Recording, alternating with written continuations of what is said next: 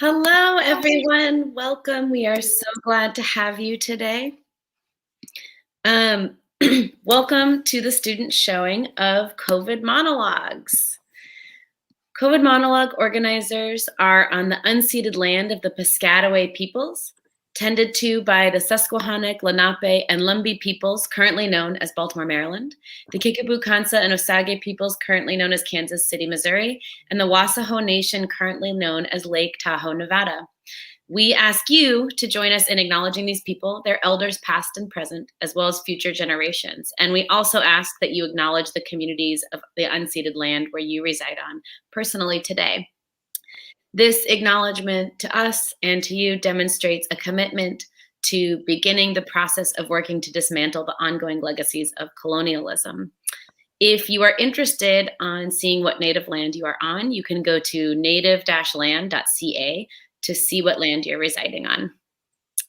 So it has been over a year since the first case of community spread COVID in the United States. And since then, over 28 million Americans have been infected, and the virus has changed our society in ways you've never imagined. And we have never imagined as well. We are a group of public health researchers with a love for theater and theater professionals with a love for public health. We are so excited to have a student performance today. I can't tell you how excited we are to have you, and thank you all so much for tuning in.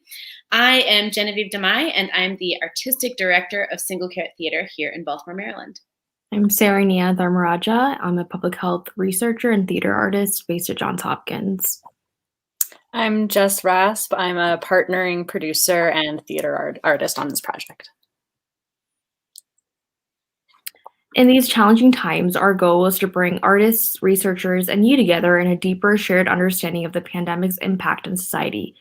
We started by searching scientific journals and drawing out the main messages of peer-reviewed research on the lived experiences of Americans during COVID-19. Researchers have interviewed and surveyed healthcare workers, elderly folks, the youth. They analyze these interviews and write public health articles that describe the themes they found, as well as quotes from people that they interviewed. COVID Monologues brings together 35 artists and studies by over 100 public health researchers. We selected 8 playwrights through a nationwide application process and tasked them with writing the monologues based on this research. We then gathered 5 Baltimore theater companies, including Single Carrot Theater, Two Strikes Theater Collective, Arena Players Inc., the Strand Theater Company, and Fells Point Corner Theater to create these pieces. This project was made possible by the Citizen Diplomacy Action Fund, sponsored by the U.S. Department of State's Bureau of Educational and Cultural Affairs, and implemented in partnership with the Partners of the Americas. Please go to covidmonologues.com to learn more about this project, share videos, and connect with community organizations. After the show ends, we'll be having a live post-show discussion with artists and project leads about the process of translating public health research into theater. In the spirit of research, we have a survey that you can complete after the show. You can get to the survey by scanning the QR code on your screen with your phone camera or by clicking the link in the chat. If you enter your email, you will be awarded a $5 gift card. So we are about to show the monologues. And before we do that, we are going to please join us in a brief moment of silence for the 529,000 Americans and 2.6 million people globally who have lost their lives to COVID-19.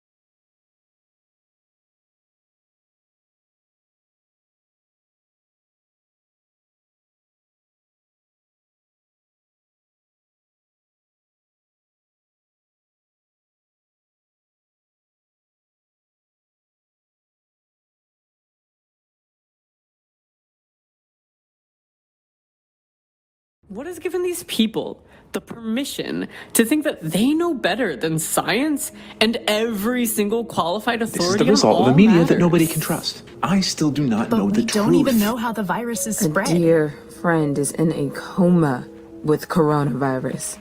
He's under 40 and was in excellent condition. I just went to a crowded Red Robin for lunch, and I'm 30. It was delicious. And I took my sweet time eating my meal because this is America, and I will do what I want. Specifically, our right to peacefully assemble is being infringed upon. I hate how conservatives have turned a global pandemic into their little personal freedom and victimization. We must absolutely resist any government that runs amok and takes advantage of a crisis. This is how your liberty dies. Stand up, America, and resist. I'm afraid I have a confession to make of Catholic proportions. I honestly don't know the first thing about playing chess. I suppose I get the gist of it as a metaphor for one's life choices.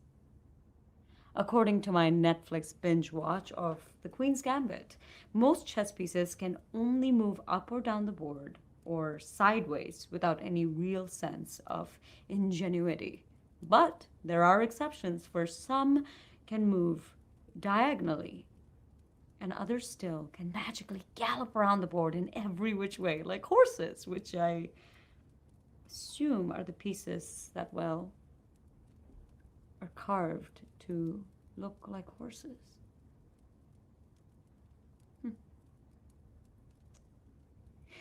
It all makes perfect sense as a strategy for danger avoidance, for survival, if you will. When confronted head-on with an insurmountable obstacle, you find a way to drastically change who and where you are. And so, in response, these carved horses possess the critical skill to pivot, to detour, to radically move out of harm's way.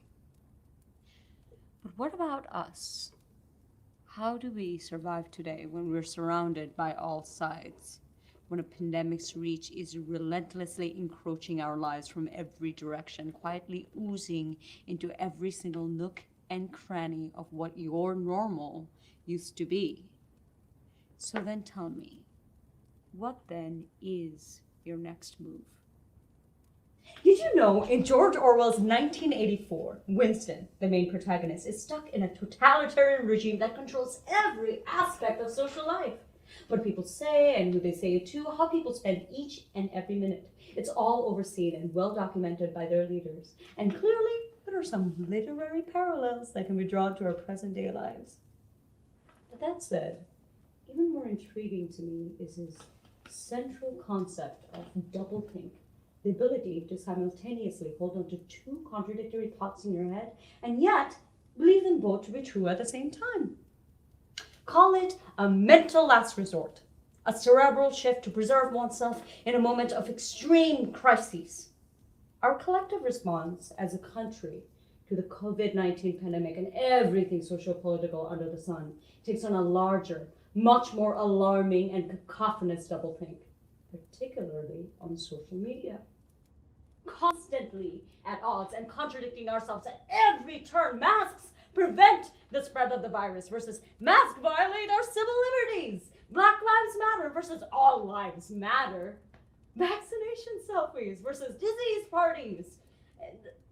Systematically defunding the police as a racist institution versus the belief of only a few bad apples. Our incomprehensible, varied views on the historical impact of 8 minutes and 46 seconds.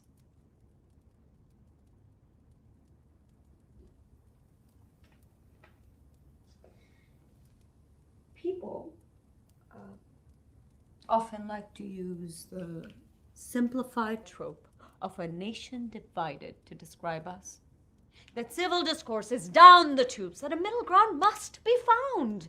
But when white supremacists march with tiki torches in Charlottesville or unkempt, homegrown terrorists storm the Capitol, and the President of the United States publicly claims during a press conference, these are very fine people on both sides.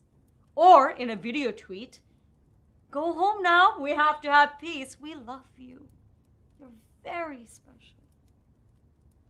Well, then our so-called nation divided has now mutated into a perilous mass scale of doublethink, and that should give us all pause as a people.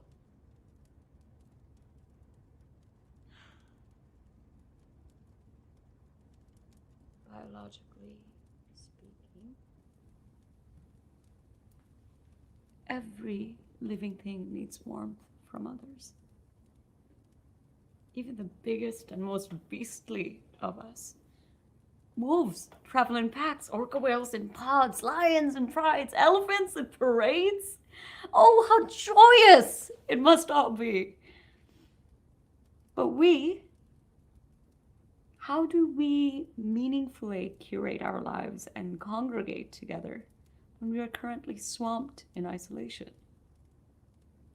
Coronavirus has hit us like a Fukushima tsunami, my friends, a near nuclear disaster that has swept us all away from ourselves and each other, changing how we interact with each other on radioactive proportions. I mean, with all of the social distancing recommendations and regulations placed upon us, though medically speaking completely prudent and practical, we nonetheless pay a price. A pivot has ultimately been forced upon us, for better or worse.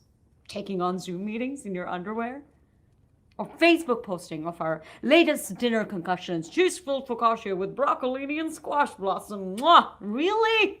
Puppy pics? Sharing your newfound medical expertise, because apparently we're all now doctors in white coats these days, writing prescriptions of misinformation, conspiracy theories, and outright lies. It seems that for many of us, we've taken to social media to find that middle ground within ourselves, or at least in rock bottom terms, to figure out how to curate our own misery.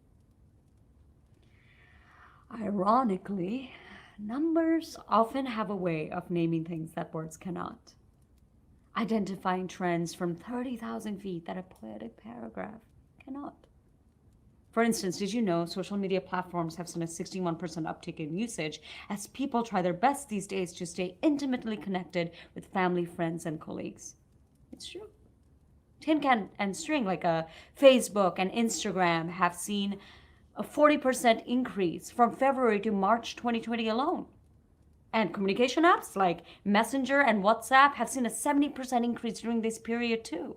Truth be told, research has also shown that how we choose to portray ourselves on social media, it's not really how we see ourselves. Oh no, not really when we're staring in the mirror at 3 a.m. or watching Netflix for so damn long that it actually has the audacity to pause itself and ask, are you still watching? We have mentally become our own overseers at this point, always opting to publicly wear our Sunday bests on social media these days. But why? Is this some sort of virtual survival mode of carving our own horse in the moment? Or are we all just broken timepieces that keep ticking on the same second, as if stuck on an idea of who we wish we were? But don't get it wrong, this COVID-19 pandemic does not put us all on the same boat. According to an Instagram post I most recently read, we're all in the same storm. But some of us have yachts, and others of us have slowly sinking rowboats in need of a plug. And yet, even still, some of us are just drowning. Alone, quietly, with no life preserver in sight. By the end of 1984, Winston is found playing chess by himself in misery. His loneliness has finally taken over all aspects of his life. His abilities to meaningfully interact with others have finally slipped away, and his face plainly shows it. A twisted concoction of every human emotion imaginable. His crow's feet are wrinkles through time, dreams now a million charred, hopes gone up in smoke.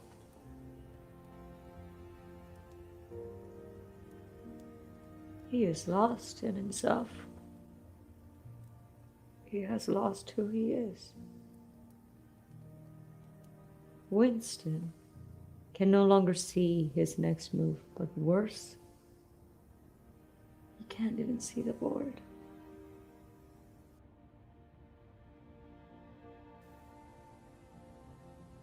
Here's your caveat. When playing chess, after your very first move, there are then over 400 possible new positions. New metaphorical life choices for you to consider. After 2, almost 72,000. After 3, almost 9 million. And after 4, billions. That's right, billions. So then tell me, what then is your next move? Take your time.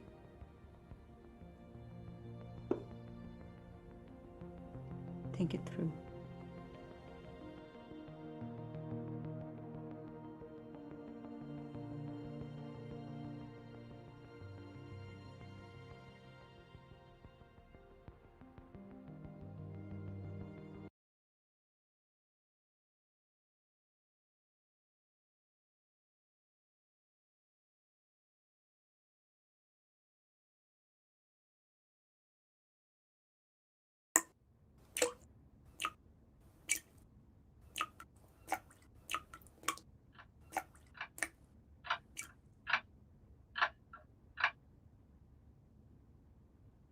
Hi! Hi! Hey everybody! Thanks for joining! I just washed my face. Hey, Boba Brett! What time is it here?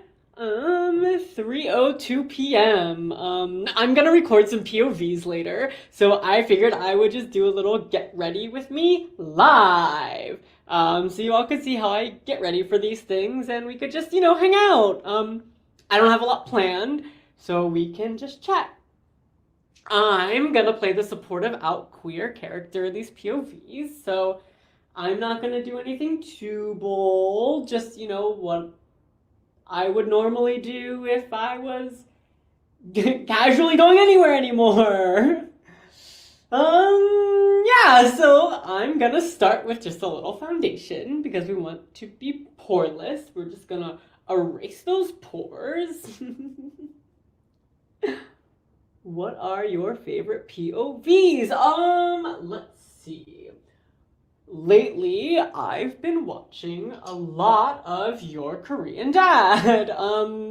He's just so sweet. Actually, the way that I found him is someone did a duet with him, and it was one of those ones where he's like just going grocery shopping and then makes you dinner. So sweet, right? And the person who did the duet with him just like laid in bed the whole time he was grocery shopping and just like cried. And then like I started to cry, like watching them cry. And I was like, should I duet this with me crying?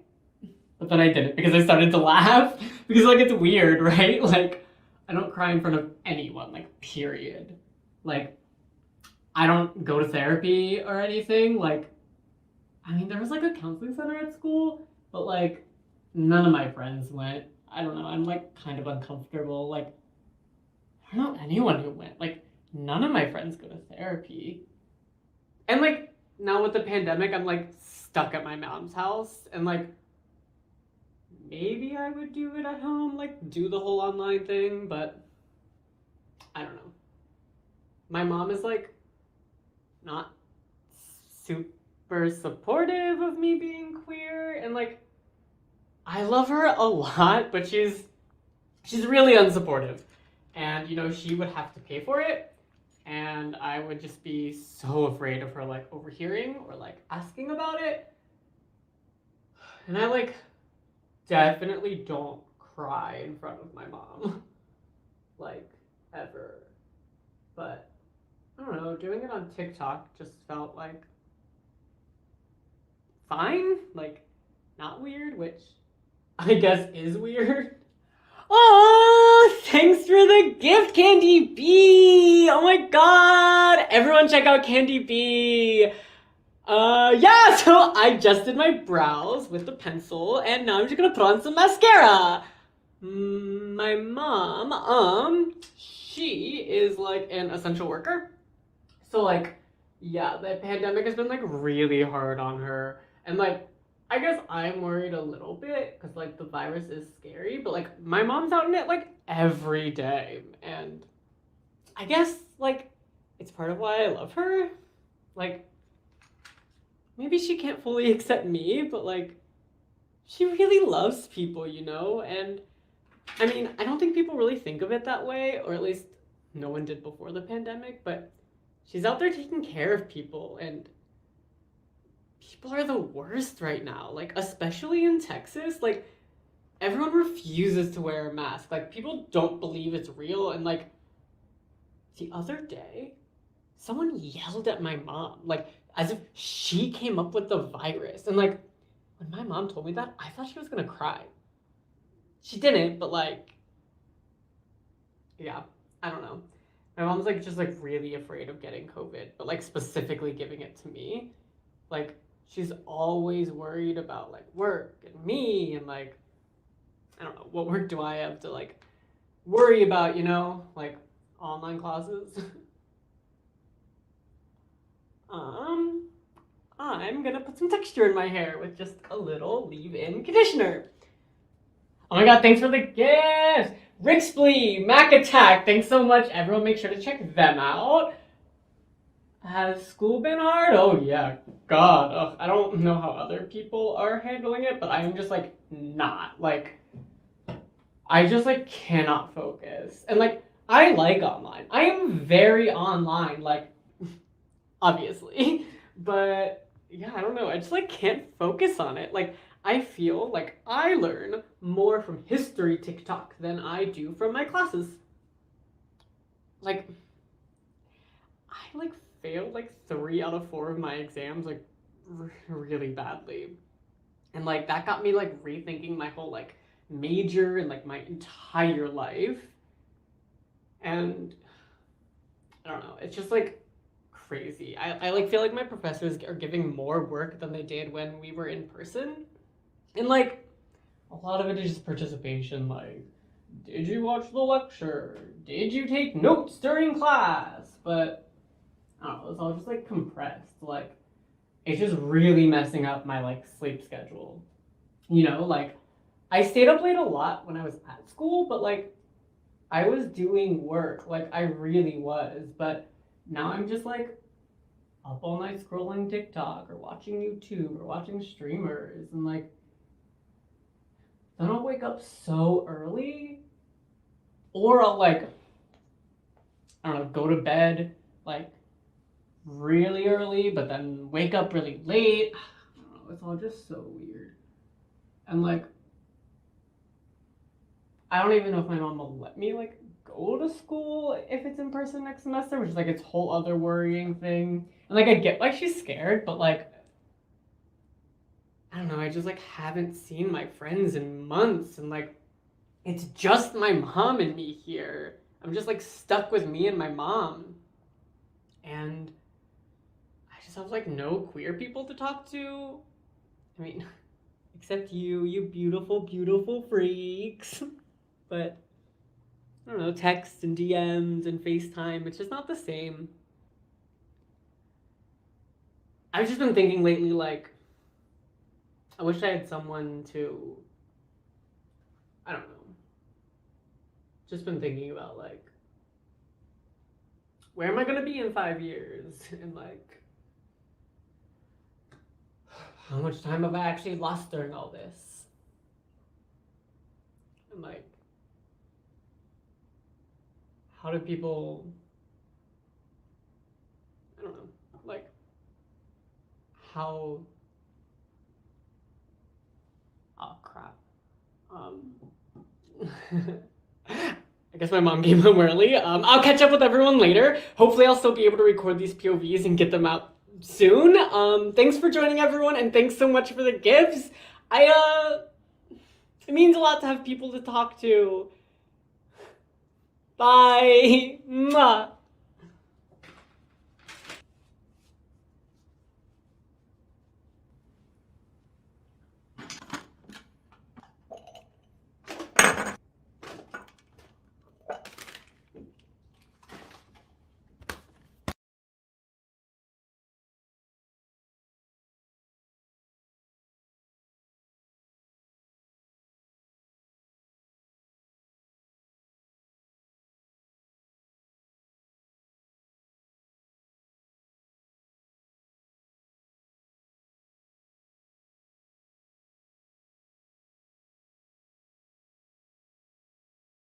Thank you for watching this very special episode of Simone Serving.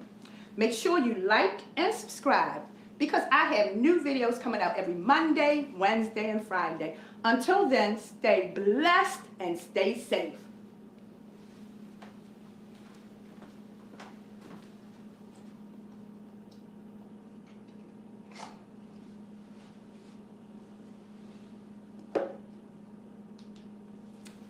And that's how the magic happens. Ain't no fancy bells or whistles, just some good old truth telling. Now, since we're making this BTS video, I think I should answer the one question I get asked over and over again. How in the hell did your old ass end up making videos for the YouTube? Well, it wasn't my fault. Y'all can blame Dr. Garcia. I was due for my annual checkup, and I was so paranoid about going out and getting sick that I gave him a call to find out their safety precautions. They told me I didn't even need to come in. We could do the checkup over the computer. They called it telemedicine. Now, I don't know about y'all, but I'm old school.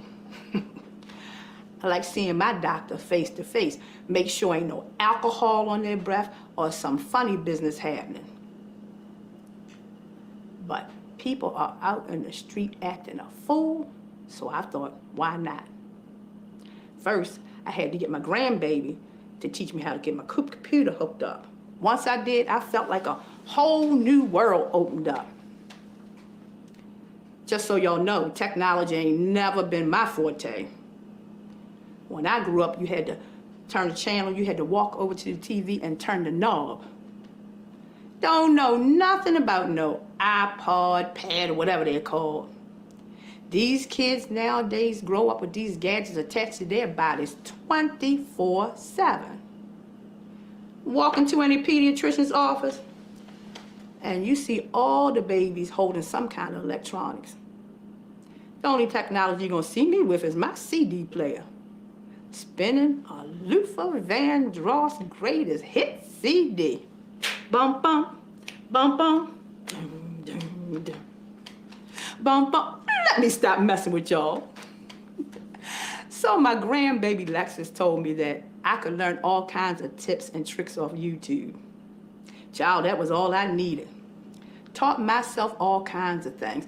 How to make falafel, the best places to travel in Europe, and how to start a YouTube channel. I know some of y'all judge me because I'm old, but I'm more adaptable than you think. So to bring it all back, I called up Dr. Garcia and I told her how I was doing, and she told me that I need to start eating better and find some way to get some exercise during this pandemic. All of those baking videos I've been watching on YouTube are catching up to me, I'll confess. I let it slip that I was eating so much sugar because I was feeling lonely and I needed sweets, gave me something to be excited about. These past 9 months ain't been easy. I miss laughing with my friends after church. My grandson's friend, Sean, died of the COVID. And I couldn't even go to the funeral to see that my baby was okay. Sean wasn't but 13 years old. He had real bad asthma. He was always feeling kind of sick. And on top of that, my friend Shirley is dealing with breast cancer right now. Can I be there for her? No. I tell all this to the doctor, and she tells me that I'm depressed. Depressed? Child, when has life not been depressing? She asked me if I had a Facebook, and I told her no. My kids never wanted me to join, said I would join and annoy them, commenting on all their posts. She asked me the same question about Instagram, Twitter, and something called TikTok. Once again, I say no. She tells me that social media is a good way to stay in touch with people from a distance and that I should think about joining. I tell her I need to look up how to use this fancy phone my daughter gave me. And she says, the doctor says no. I'll show you myself. She showed me how to use FaceTime, and now I can't stop. I FaceTime my grandbabies, and it feels so good to see their faces. Oh, what I wouldn't do to have them here huddled up in my living room. I ain't seen them since February.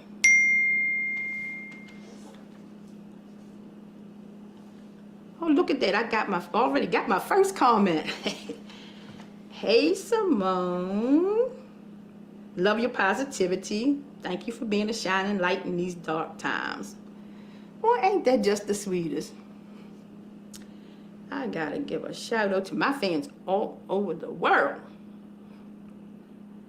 Taiwan, Morocco, Timbuktu. Y'all make me feel loved, like I'm not so lonely. I guess I'm becoming a bit of an influencer. Before I learned how to use all these things, I thought an influencer was someone who got you hooked on drugs. Turns out it's just someone who gets free shit for posting things on the internet. Only in America. Well, let me put this thing away. I see why my grandkids stare at these screens all day. These gadgets got some kind of mind control. I guess it's because everything's virtual nowadays. You gotta stream to watch a movie, to go to school, to work. You know some people dating over the computer now. Don't even have to meet up no more. What's this world coming to? Now, what was I talking about before my phone vibrated? I get so forgetful these days. Lord, I'm like the old ladies in the movies. Oh, my doctor's appointment. So anyway, a few weeks later, I call up Dr. Garcia, and I tell her that I'm loving being online, but I'm still not feeling too good. I'm feeling kind of anxious and still don't have much to be excited about. I just sit up in the house all day watching CNN until my boo, Chris Cuomo, comes on with his fine ass. Woo! I love me some Italian men. Reminds me of a boyfriend I had in college, Tony. Oh, where was I? So the doctor says that she's seeing some troubling signs, and had I thought about seeing a therapist? A therapist? Now when she said that, I had to lean back. What the hell do I have to talk about with a therapist? They ain't gonna tell me nothing I don't know. I don't want people to think I'm helpless, and I damn sure ain't weak. But Dr. Garcia says, your insurance covers it, so you don't have nothing to lose. So I'm on the phone with a therapist when she asks me, what do I want to do in life? What is my goal, my objective? I had to take a moment to think about this. Nobody has asked me something like that before. I don't even think I've asked myself. I think I want to uplift. Make sure the people in my life get through this. I know I'll be fine. I've been washing my hands my whole life. That's how I was brought up. Been using Purells since before it went out of stock. Been wearing a mask my whole life too. Not a physical one, but the mask us black folks have to wear. Ain't nothing new about this for me. The plague changes, but the remedy stays the same. Compassion for one another, shared responsibility, and listening to Dr. Fauci. You see, people think because you're old, you're helpless. Being old isn't hard. It's how society looks at you that's hard. This world is built for young people. Older people like me are meant to be invisible. We walk too slow, or we're too out of touch to be included in the conversation. I didn't come up with technology, but somehow it's my fault that I don't know how to hook up to the Wi-Fi. These young people might be more connected with social media, but they're less connected in real life. I'm not scared of the virus. I'm scared of the people who don't care. I watch TV and I see all these talking heads try to put a dollar amount on the value of my life. They don't care and talk about the actual real people dying. All they want to talk about is the economy and the cost of the shutdown. What about the cost to our humanity? We're all suffering. It's hard for all of us who want to keep on keeping on, because isolation is not a singular thing. I turned 65 this year. 65. Lived longer than most of my family. But did I have a big whoop-de-doo? No. I did the right thing. I stayed home where I know I'm safe, because people out here ain't social distancing no more. They be all up on you. That's why I only go shopping during the special senior shopping hours at the local grocery store. Now the employees be looking at me sideways like I'm too young to be in there at 7 in the morning. A black don't crack, but a damn sure ages like some cognac. Oh snap, my grandbaby's calling me. Y'all getting 2 for the price of 1 today. Hey, sweetie. Well, ain't my video good? Well, ain't that what y'all doing these days, these try-on hauls or whatever they call? I see these young girls trying on their clothes and they get 1 million views off of it. Fine. I hear you. Okay, look, I'll talk to you later. All right? Bye. Don't know what the issue is. They want a granny that stays home all day and knits scarves. Well, that ain't me. I'm gonna live my life. If I wanna strip butt naked and make an OnlyFans, I'll do it. You know what OnlyFans is, don't you? It's the site where people pay to see your nasty photos. This actress, Bella Thorne, I think her name is, made $1 million in a day. Shit. I should be able to make a couple hundred then. Who am I kidding? Ain't nobody gonna be spending no $9.99 a month to see all this. See, my kids never call me unless they want to complain about something. Everybody's stressing me out about their problems, but don't nobody ask me how I'm doing. They never called me this much before, but now they only calling because they feel guilty. They never texted me, but now they want to make sure I'm good. But you know, when all of this is over, they're gonna go right back to the way they used to be. On TikTok, all day making videos. But this time, they got some new competition.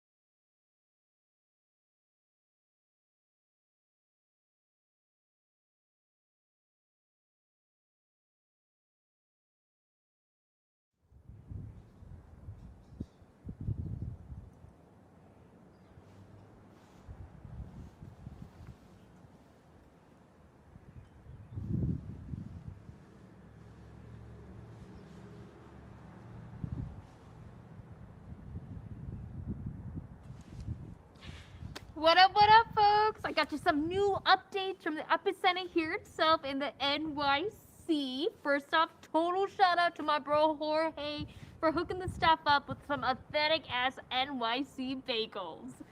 His mom just whips them up. Good. That is what you do with a bagel. You whip it, right? No, sorry, the wrong day. Anyways, for those of you new to my channel, I am Dr. Alana. Check out my real credentials with #VerifyHealthcare and know that I am an actual ICU physician, like with a degree from a real school. Shocking on the internet, I know. Anyways, I am here to answer your healthcare questions and give your daily update as per usual. Now that we're a few months into the pandemic, most of my long-term listeners know that I've been assigned to leave my cozy home and move into a hotel room for my first time in the NYC. Normally, I'd plan to have my butt planted in a Broadway seat, chowing down on a streetcar hot dog. Well, I guess I could still get that pandemic hot dog, but there is a pandemic out there, so...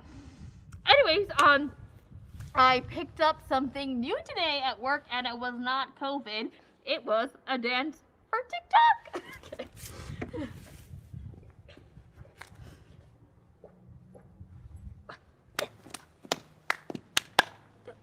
I'm a set. For real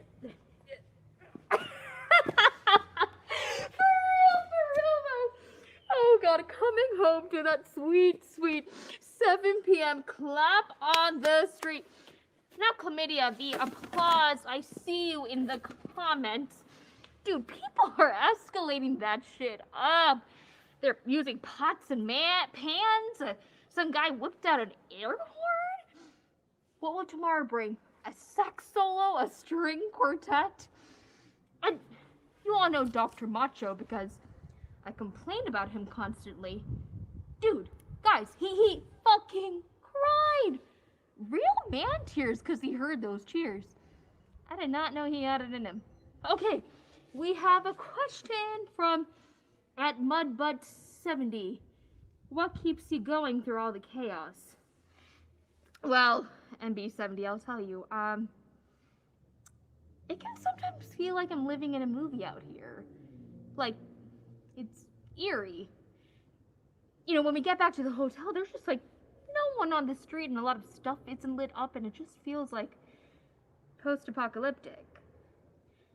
But seriously, I get flowers every couple of days. I take walks on these empty streets and come on, we have the best food in America right here in the NYC, and I promise I am eating good. And if you know what's up, drop those takeout recs in the comments below.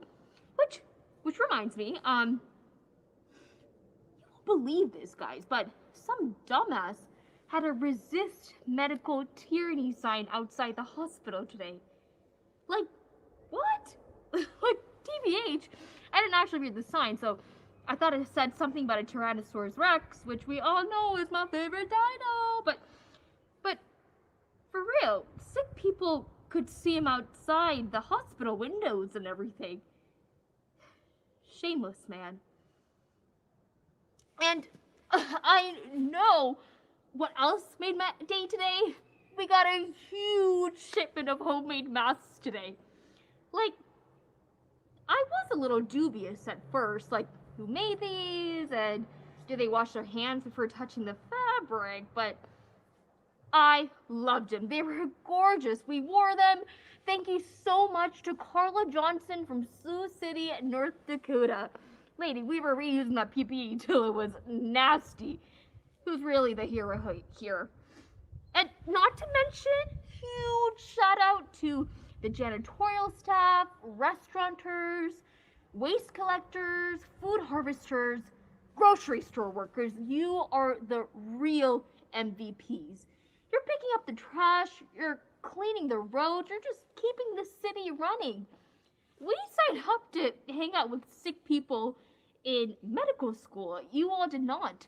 We get PPE at a paid hotel, and you still have to take the subway to your homes in Jersey. I see you.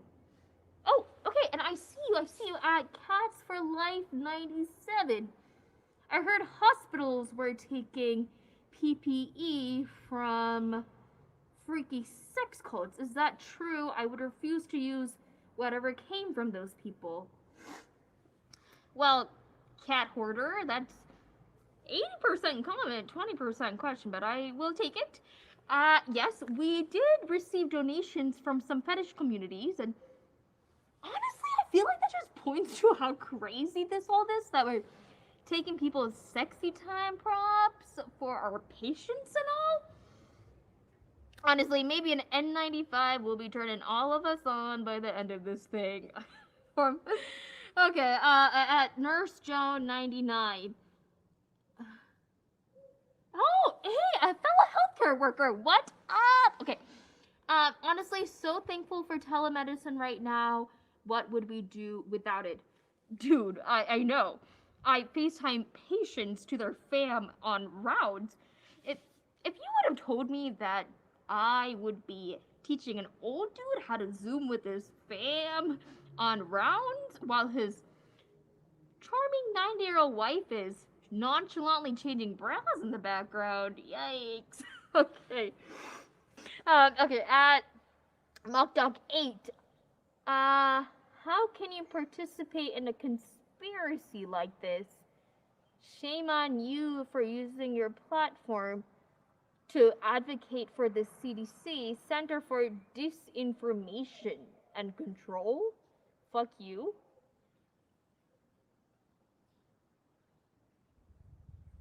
Great.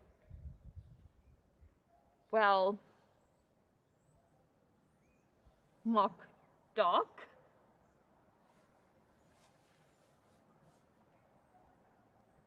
I don't know how you feel when you see 3 sick people to a hospital room, all over 70, and you know that there is nothing you can do to stop their deaths. What about prisoners paid $2 an hour to move bodies, double bagging to prevent the fluid leaking because the dead can still infect them?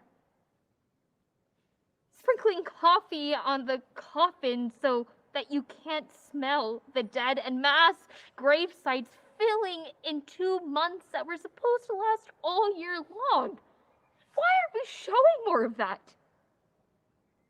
When your nursing staff is positive for COVID-19 but asymptomatic, so that they're required to show to work, but they're holding hands with the worst fear that they may be the reason a patient becomes infected and dies. Or when you have to tell that charming, bra-changing 90-year-old wife that her husband and partner of 60 years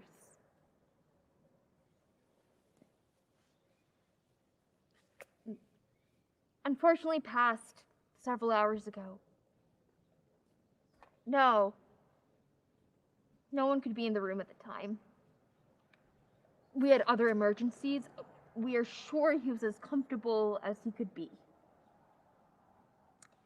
As he spent his last minutes looking for her, anyone to be with him, as he gasped for breath.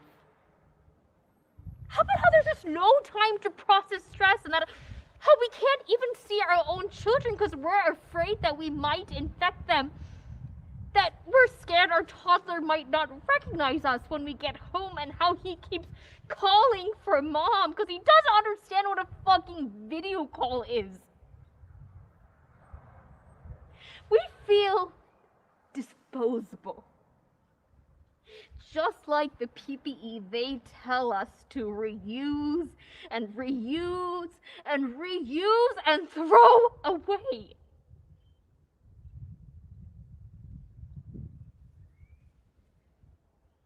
The truth is,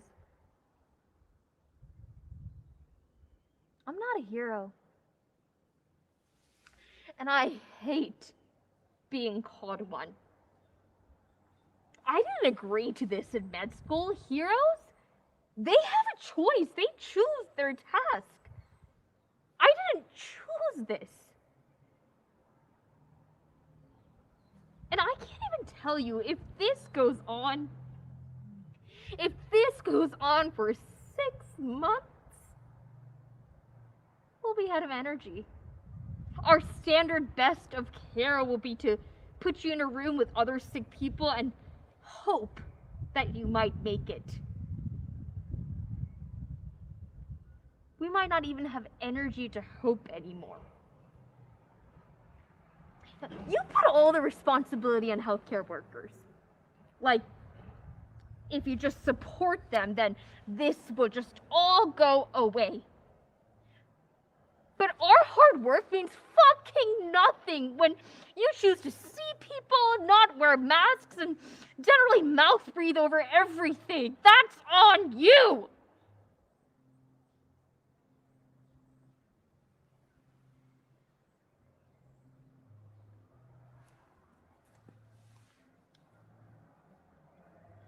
And freaking Matinee, it's real.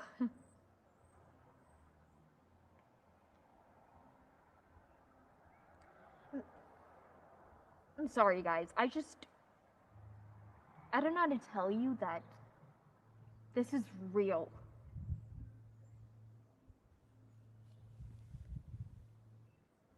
Okay. Question from @Gangi. Does your hospital offer mental health care because it looks like you need it? Who the fuck has time, Gangi? Another question. Rough stuff. Anyways, can you do that TikTok dance again?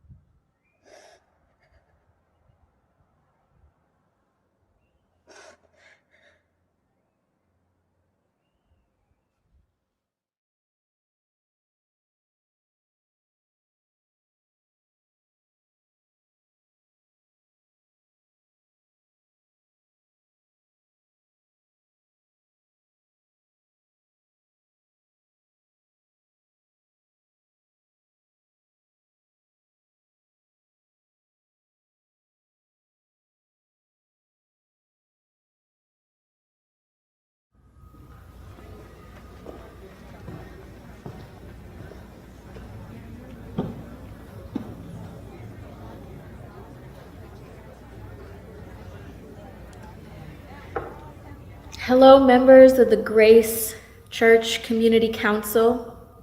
I've missed your faces.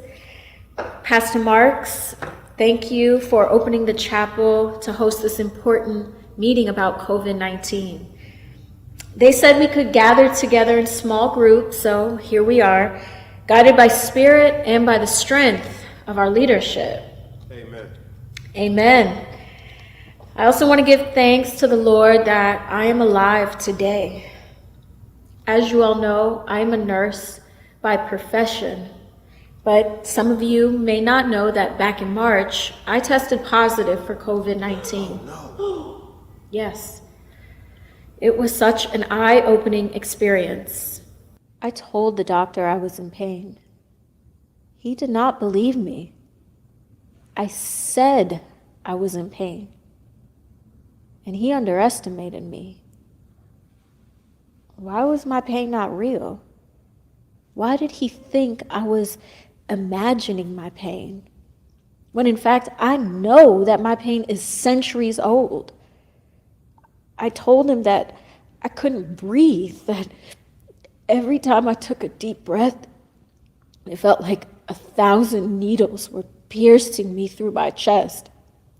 I told him my throat and neck were swollen.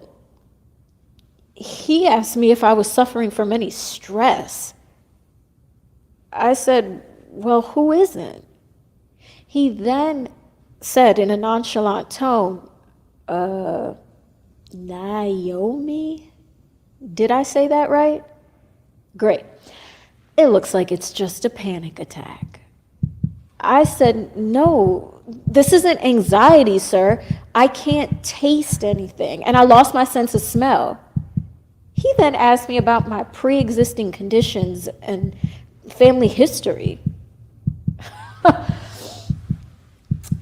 I was growing really tired of his overt biases towards me, so I was like, well, let me see, doctor.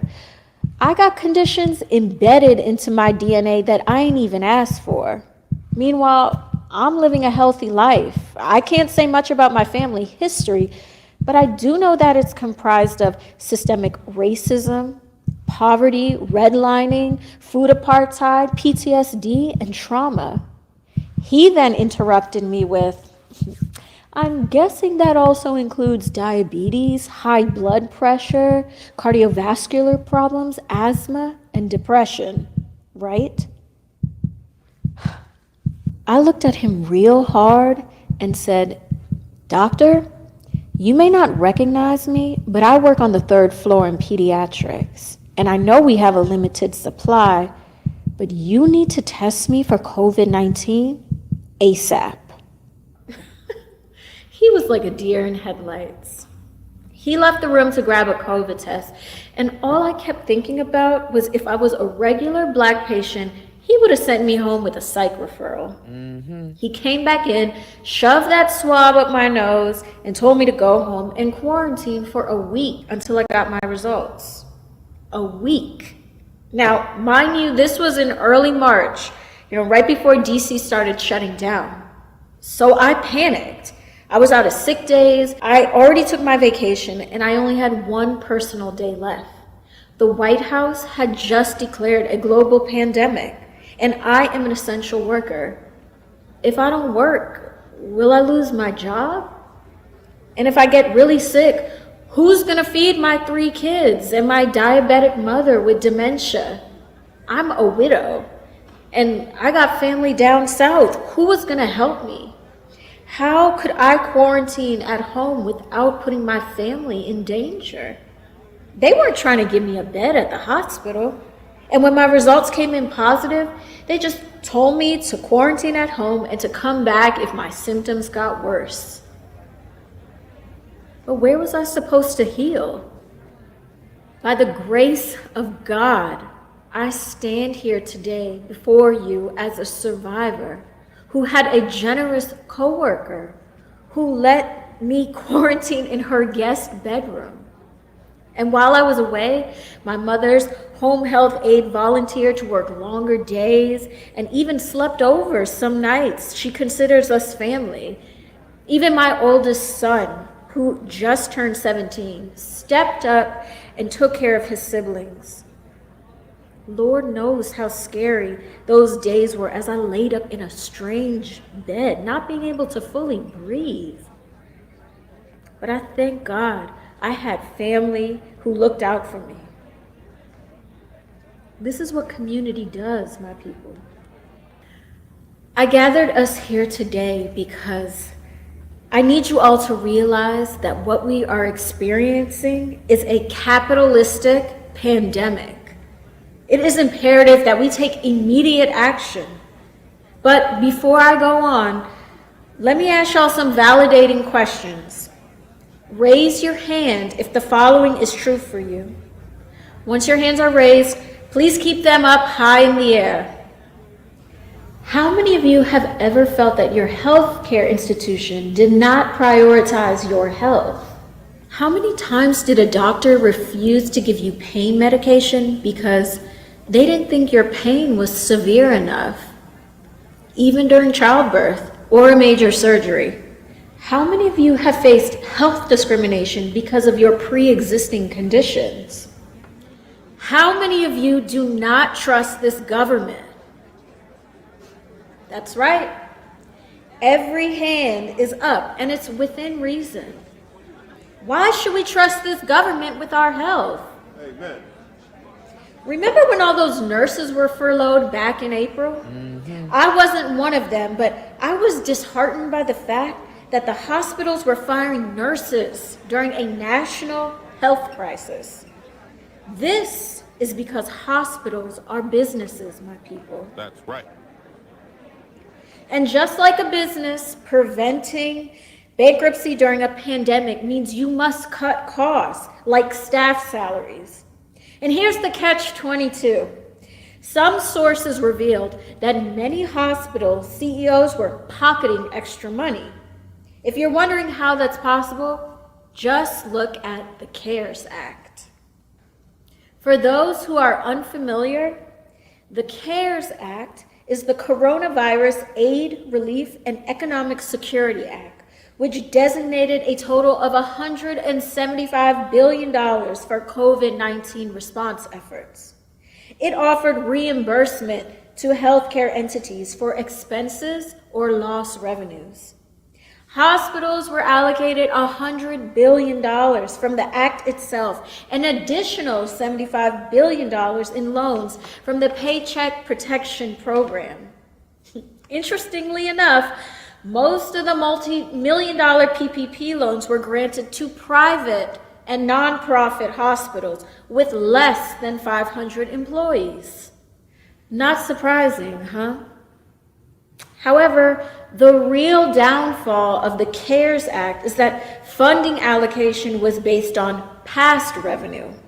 This disadvantaged many hospitals in underrepresented areas because Black, Indigenous, people of color populations generate lower revenues due to underinsurance and undertreatment.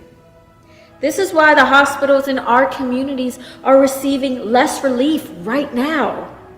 Did they even consider that we're the ones that need the relief the most? Did it not matter? As I mentioned earlier, this is a capitalistic pandemic, a clear case of racial capitalism. It's ironic, right? This CARES Act, they don't care about pre-existing conditions. They don't care that we take public transportation every day. They don't care that we live in inclusionary zoning and affordable dwelling units that tightly house hundreds of low-income families in every building. They don't care that the majority of us are considered essential workers and are putting our lives on the line. These are the social issues that we face every day. And this is why Black and Latino people are dying at disproportionate rates. The most blatant truth to reckon with right now is that COVID-19 is not an isolated health issue in our community. For years and years, racial capitalism has been the cause of health inequalities in the United States. Our lives have been devalued because of the color of our skin and socioeconomic statuses. The evidence is right under your nose. Just take Flint, Michigan as an example. Take a look at our history. The Tuskegee experimentation on Black bodies, the sterilization of Puerto Rican women. The list is long and traumatic. But look around you, family. Look at this community. We gotta depend on each other so we can grow and survive. As the city continues to shut down this summer, some of our immediate goals should be assisting neighbors who are vulnerable to the heat and to be on the lookout for families who are living in abusive homes. Pastor Marks has graciously offered a few air-conditioned rooms at the rectory, so let's make sure we get the right people in them. Miss Gloria couldn't join us today, but she sent an email that suggested supermarket runs for the sick and elderly. I think that's a great idea, and we should organize it soon.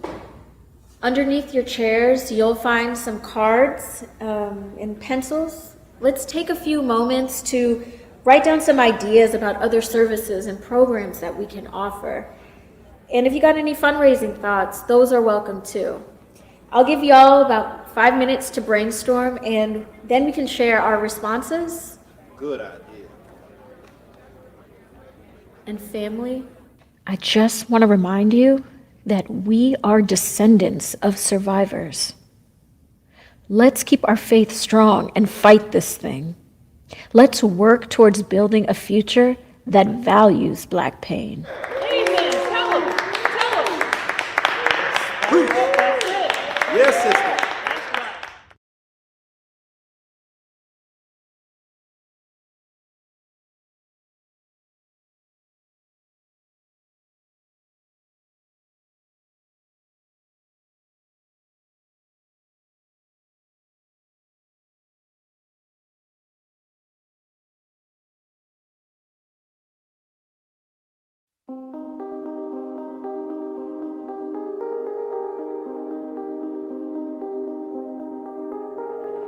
Hello, creeps.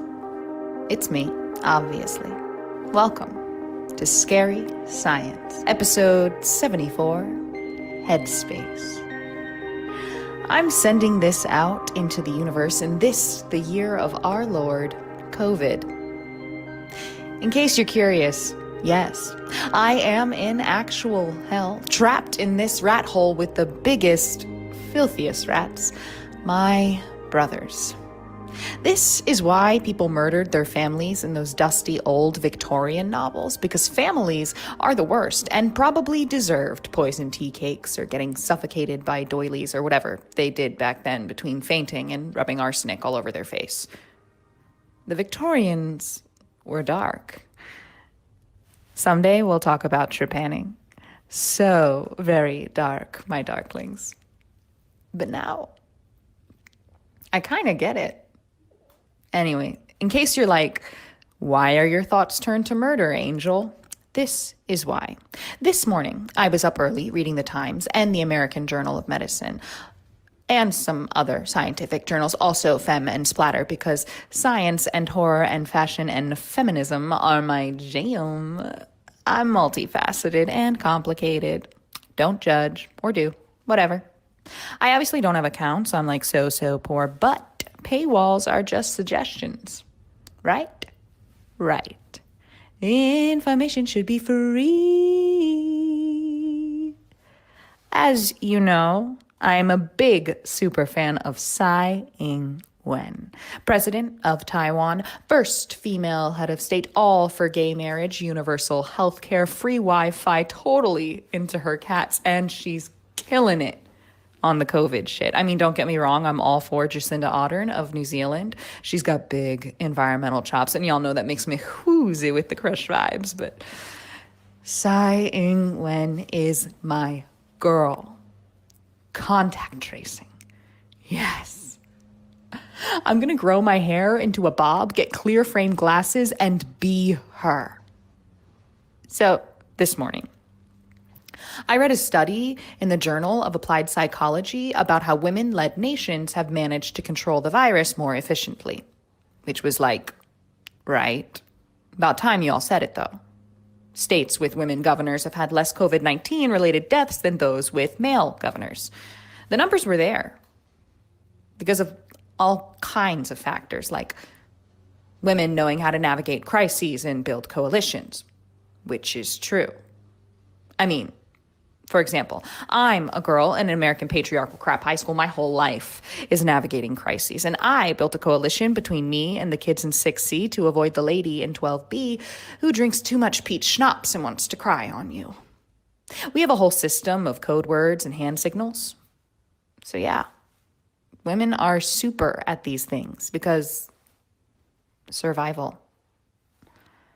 Anyways, it was a big morning because then I read another study about how even so, women are screwed in leadership, which is no surprise at all.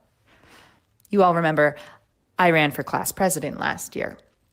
I founded our high school's debate team and our dissection club and the Friends of Chemistry Student Union, and I still lost to Edwin Mercado. Yep. Because he promised everybody his brother would DJ our prom. I mean, fine. His brother is kind of famous, and he has this long, curly mustache that he waxes and oils and maybe glues into place. But what about the issues? Someone almost died from the nachos last year, and we rank 45th out of 46 in academics in our state. People literally can't read, getting passed on up and out. I campaigned on food safety and rigorous academic standards, and I still lost by 99%. I think the 1% was me. It was pretty sad. But I told myself, I said, Angel, one day you'll run a real campaign, and you'll be mayor, then governor, then Speaker of the House. I mean, maybe. I used to be sure. But it's getting harder to think it'll happen now. You know, because it's the end of the world. Probably. Anyways, I was up this morning, and my brother Elias rolls into the room, mostly asleep, smelling like wet socks, and crying about breakfast. He has a real boogery, crying face, wet and slimy, and he makes this weird hiccuping sound like a walrus. It's disgusting. And he knows I have to make him whatever because Mom's at work and I'm Mom Junior now, which is officially the suck. I didn't birth this kid. I don't want this kid. It's stupid and unfair. I mean, I'm easily the smartest in the family. I've never dipped below a 4.0, but yeah, sure, make me babysit this gorilla. He's 7. He should be able to babysit himself. When I was 7, I had the periodic table memorized and I could pick a lock. Either way, it's a crime because I have another brother who's older than me. And why can't he babysit the beast? Because he's a boy. That's why. I hate him. My mom's so weird about that. She says, we don't hate in this family. But what if I do hate him? Then what? Just keep it locked up inside myself? That's how people get cancer. Fact. Anyways, he doesn't have to know how to cook a pot roast or wash underwear. He can just hide in his room all day and pretend to be online in class when I know he's playing Call of Duty. And how do I know? Because I put his Zoom on a loop to look like he's in class nodding and taking notes. And I even have him meaningly clearing his throat every 45 minutes. Call me complicit, but he did pay me $50 and I'm saving up. Someday when the plague's over, I'm moving out. Way out, far away. Maybe New Zealand. Did you know they allow high school students to experiment with uranium?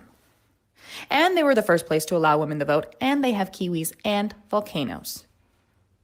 I'm gonna at least visit Taiwan, try and meet President Tsai Ing-wen. Maybe wave to her from the Festival of Hungry Ghosts, and then we could chat about international trade law and drink bubble tea. Anyway, my older brother Tristan doesn't have to do anything around here, and I have to make sure the baby gets a bottle and gets changed, and the 7-year-old checks in for school. Pretty much everything. What about me? No one cares if I go to school. I'm just a servant. I told her, Mom, I'm an advanced trig. Yeah, I could get a scholarship. I could be the first one to go to college. And she said, yeah, but don't you want babies, Angel? I don't know. Not if they're as bitty as my stupid brothers.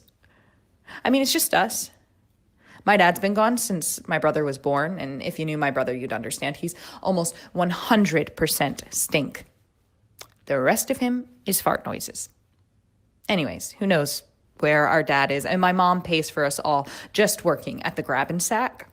Even before the plague, it was shit. And now we have to be locked up all the time, like prisoners or zoo animals or aquarium fish or those medieval people who were buried alive. And I have to watch all the babies because nobody can take them. The daycare's closed, and the after-school stuff, well, there's no school, so there's no after either, you know? Even when my mom is home, she's too tired. Lots of nights she's asleep on the sofa before I can even tell her all the crap the 7-year-old busted. I get it. Grab and sack's a real hole. Half the customers don't wear masks. A lady stuck her thumb in the bag boy's eye just for asking her to pull her mask up over her nose. He has to wear an eye patch. Maybe get a new eyeball now. Either way, my mom, she goes through it. Sometimes she comes home and just locks herself in the bedroom. I feel bad. But also, it makes me mad. You know, I don't get to lock myself in my room. What if this plague never ends? What if I never catch up with the rich kids that get to have teachers that live with them? Like Edwin Mercado? His parents are legit paying our chemistry teacher to quarantine with him. He's gonna know everything next year. I mean, I turn on the classes, but it's impossible. Staring at a screen all day affects the synapses. I'm getting stupider. I can feel it. And this is the first time ever I missed homework on account that the 7-year-old was crying. I don't know why. Kids just cry, don't they? It's like they know how crappy the world is already. So I missed most of advanced bio, and now I'll never understand symbiosis. Not really. And anyways, the fetal pig dissection is virtual now, which is super disappointing. Virtual is not the same. Not for fetal pigs. Not for anything. I'm self-supporting. You know, I've got like 1,000 online things that I'm into.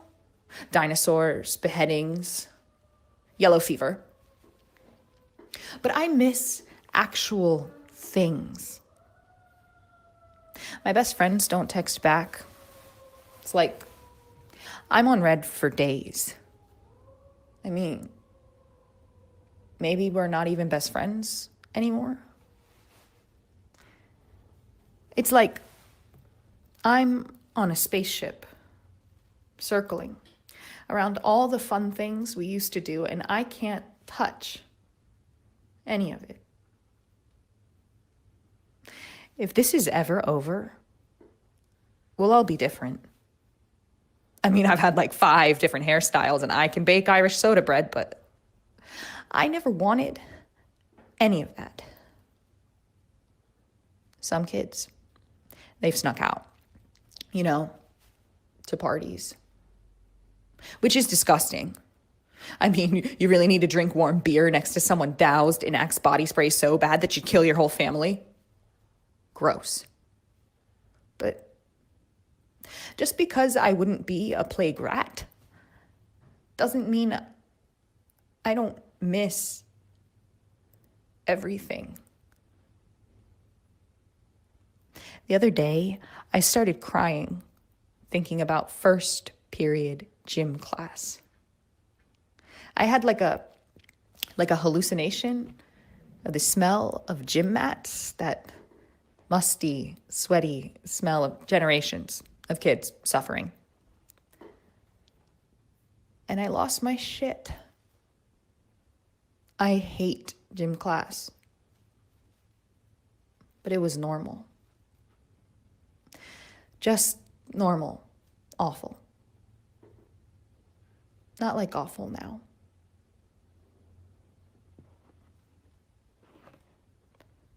Anyway, thanks for listening.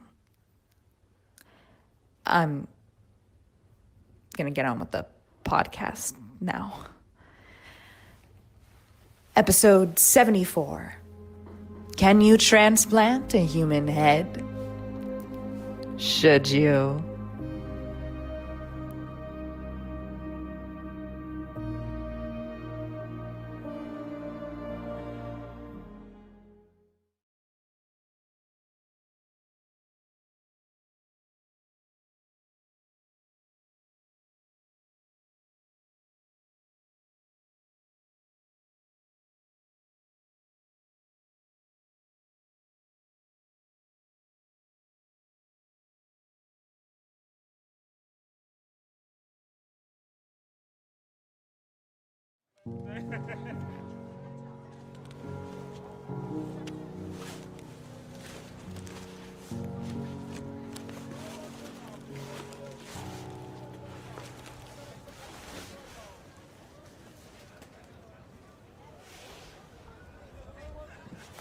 Hey, Jim, it's me. It's Lisa. It's Tuesday, I guess. Well, they opened the farmer's market up again, and I thought maybe I might come down here and give you a call. I heard a rumor that Ella from the cheese shop is going to be here, and I was thinking maybe I could grab some of that fancy cheddar for the crab dip.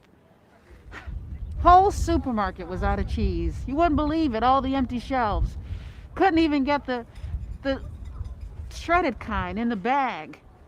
But if we could do the cheese dip, well, that'll help when we reopen.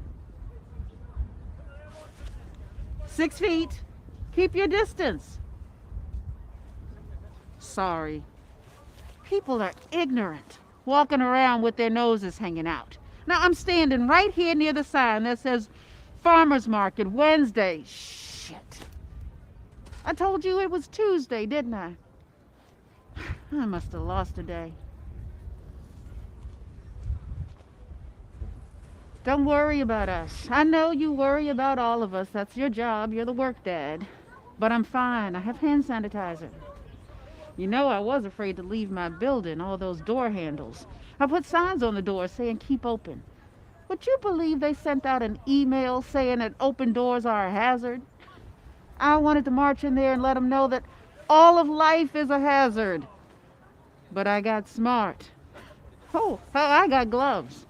Yeah.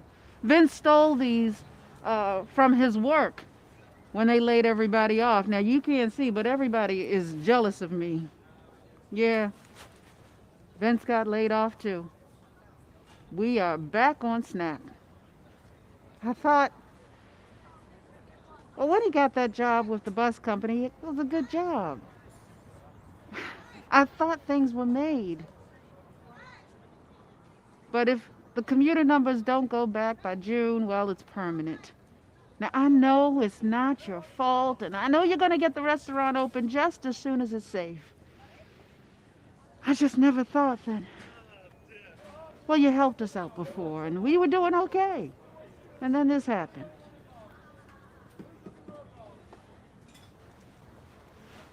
We're trying. We still got to take care of my mom. I got to drop some food off over there today. Now, I haven't told her what's going on with you. She still doesn't think this is real. Maybe this will scare some sense into her. I had to take her keys to stop her from visiting people. 3 o'clock. Tommy's got math class, and he won't sign in unless I'm next to him. I love him. God. Sometimes I wish I could social distance from them. I heard someone say we got our parents to take care of and our kids. We're the sandwich generation. All comes back to food. Is this thing still on?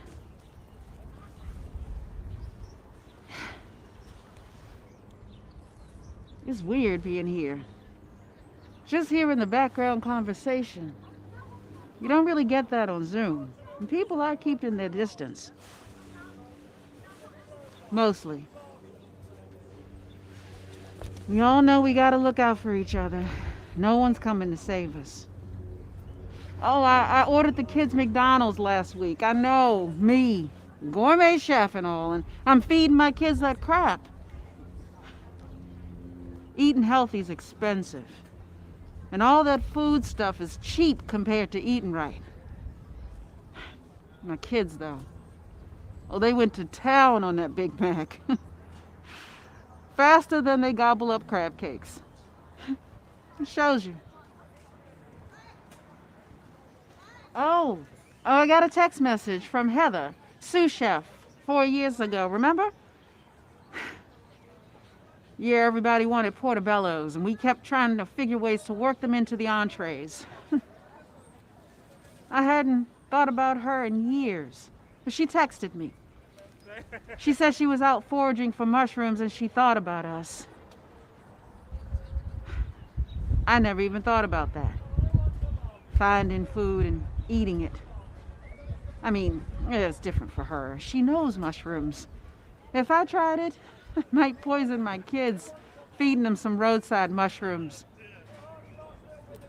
It was good talking to her. It reminded me of all the times we cooked together. That was real. If I could just get some good ingredients to cook with, you know, it might feel normal.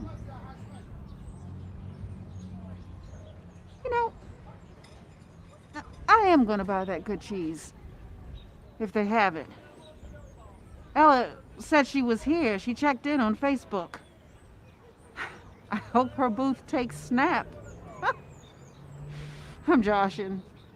I wouldn't waste my money on that. I mean, we don't really get a lot with the food stamps. And you know I'm creative in the kitchen, but it's a challenge, even for me, to make what little we have work. If I could get some really good ingredients, I don't know, it might feel normal.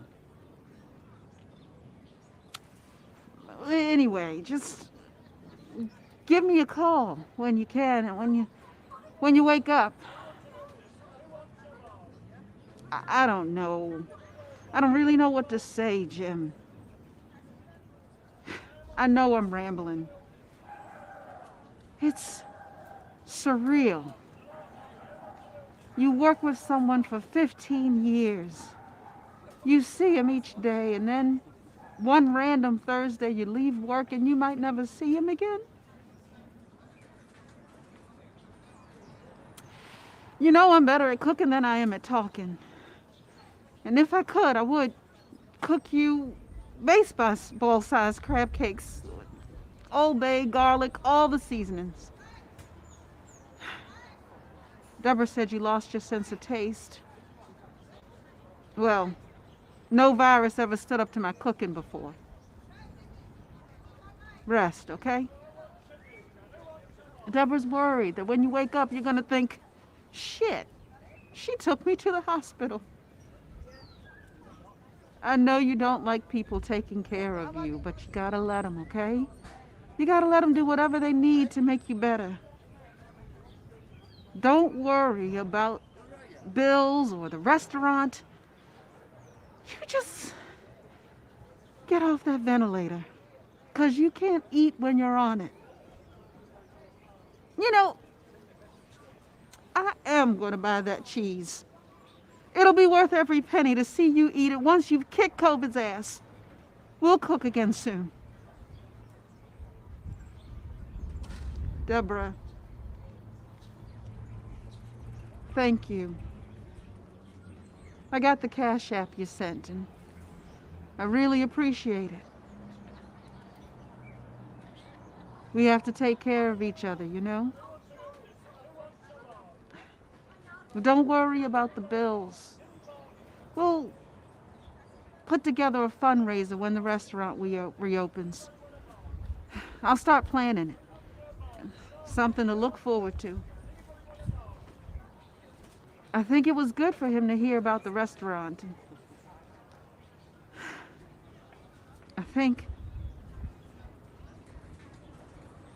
I hope. I know he'll wake up.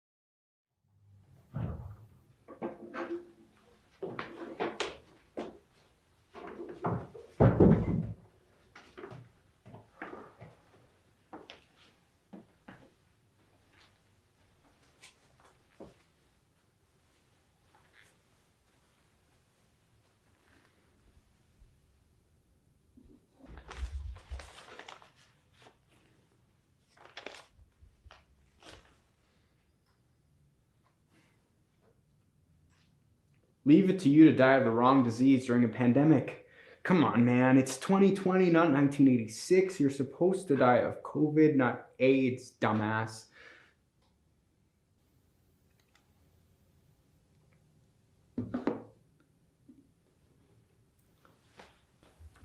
It's weird coming in here one at a time, you know?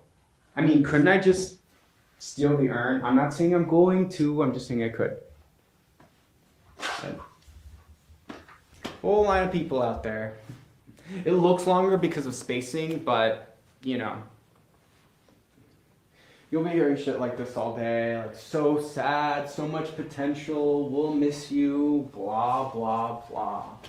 You know, here we thought we were getting old, but they're gonna say that 31 was in your prime. Yeah, well, that's to the Twinks on Grinder, but okay. Maybe one of them will steal your urn. Yeah, and they'll take you someplace poetic, like sprinkle you into the ocean, not realizing that if someone ever actually took you to the ocean, you would have complained the entire time about sand in your ass. But then, you'd become sand in someone else's ass, like revenge. Nah, but I guess they'd notice pretty quickly if you got stolen. No, they're putting you in a wall. Yeah. That's what your sister said. She came out of the woodwork somehow, so no sprinkling you over a lake or whatever.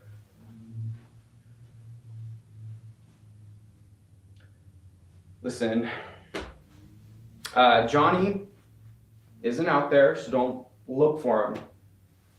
Yeah, he's got this whole thing where he's telling people that you died because of negligence. And he's on this whole crusade about it. You see, they close the centers because of COVID, right? But he says that they only close them in the poor parts of town. In the rich parts of town where people have health insurance, those centers are open. Well, kind of open. But yeah, I guess he's got the numbers to back it up. I guess someone did a study, so Johnny's on a mission. But y'all were together for a hot minute. I think he should be here. Here. You know, for a second, I didn't think I would be here until they put you in the wall. Yeah, a couple of weeks ago, I was told to expect a call from my public health official. It was the contact tracers. And for a second, I was like, whoa, I already got HIV. But it was the COVID tracing people. Yeah, you see, I went to an in-person group because my head was all messed up from right after, you know. And I guess someone there had it.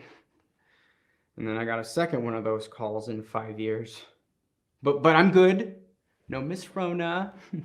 The lady on the phone was really weird too when I told her I was paused. She was like, and she said she didn't know if it could make it worse for me. So anyways, I just told her I would stay home and not sneeze on any grandmas, and she said, okay. You know, I'm glad you never got a call like that. Because I remember when you were first diagnosed, you could you were a complete mess. I mean, you could barely talk to the contact tracers because your mind was spinning so fast. Not like that's any different for you, you drama queen, but I don't think you would have liked the anxiety. You know, having to wait to find out if something new is living in your body.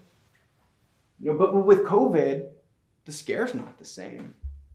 We don't have those zombie pictures of people with kaposies and walking skeletons and shit that they used to scare people with in the 80s. No. With COVID, there are no pictures of the apocalypse happening on your skin, so nobody's afraid enough. You know, they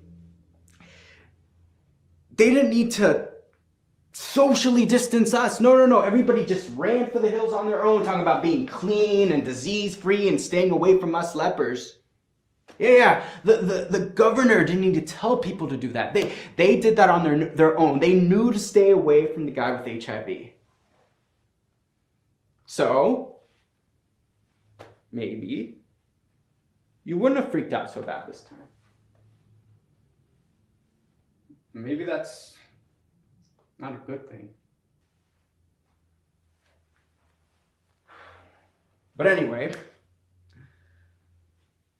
I couldn't get Dolly Parton here.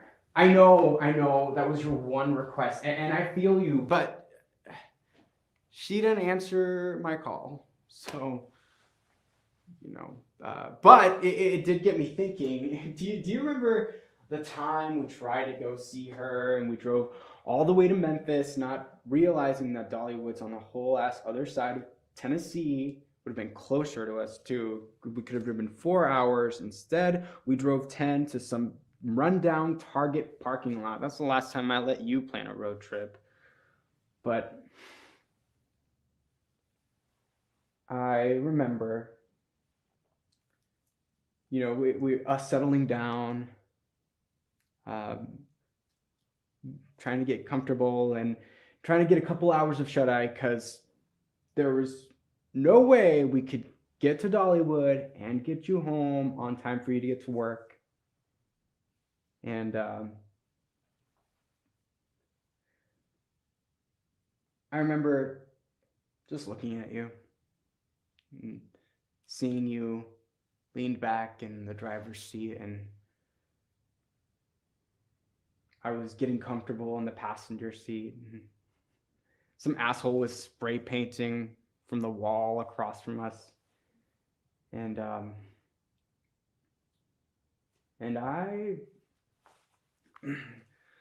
I thought about kissing you.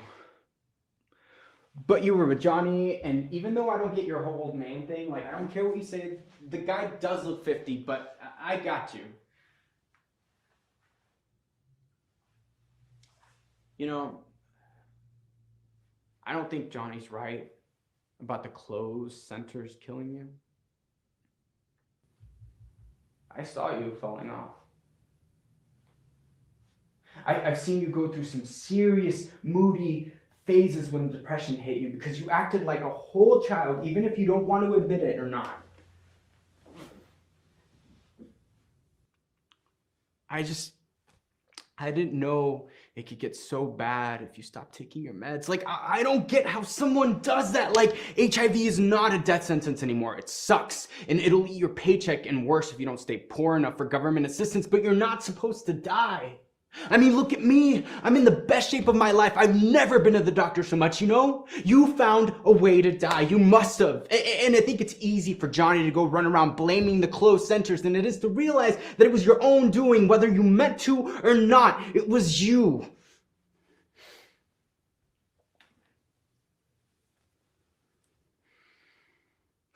It must have been months. It's not like you just stop taking your meds and you die. It was weeks and weeks of me calling and you saying you were okay. A little sad, but okay. Maybe if I'd seen you at a group, I would have noticed you getting skinnier and sicker, but here I just thought it was just a shitty lighter on your computer making you look that way. I didn't know you weren't showing up for work. How could I if I wasn't pestering you for free tacos on my lunch break? But you were okay, a little sad, but okay.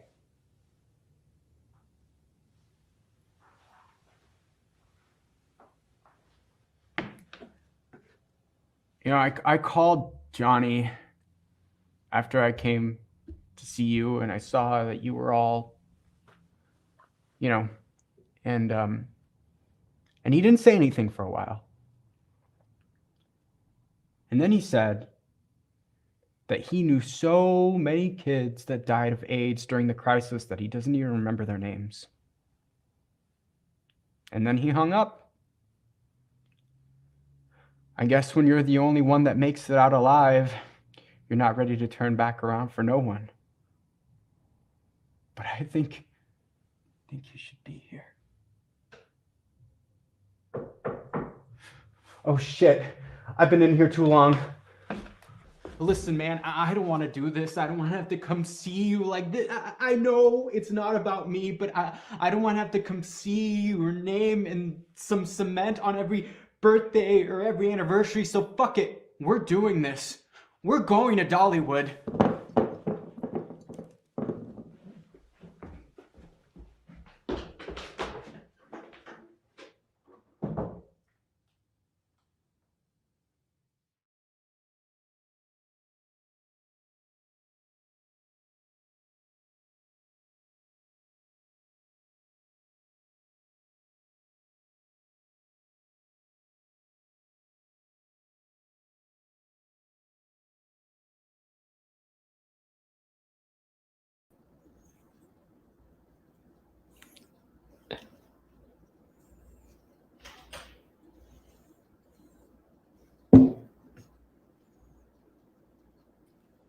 Hello, everybody. Thank you for sticking with us for COVID Monologues. Welcome back. If you have questions for us, we're going to have a short discussion. Please put them in the chat, and we'll start talking and hang out for your questions. So before we started the conversation, I just wanted to mention a few things. In the spirit of continued research, please complete the survey. You can complete the survey even if you're under 18. You just have to be over 13 years old. The QR code is in the corner of the screen, whichever way that's showing up to you. Or you can click on the link in the chat. And while participation in the survey is anonymous, if you do choose to enter your email address, you will get a $5 gift card. So please help us do that and tell us what you think about this project. We'd love to hear feedback. Also, you can go to covidmonologues.com to watch each of these monologues individually, take the survey, connect with organizations doing COVID-adjacent work in the Baltimore area and other communities, including Reading Partners, Action and Maturity, Movable Feast, and Youth Ambassadors. And also, please continue to support and follow the 5 partner theaters that worked on COVID monologues and check out their work.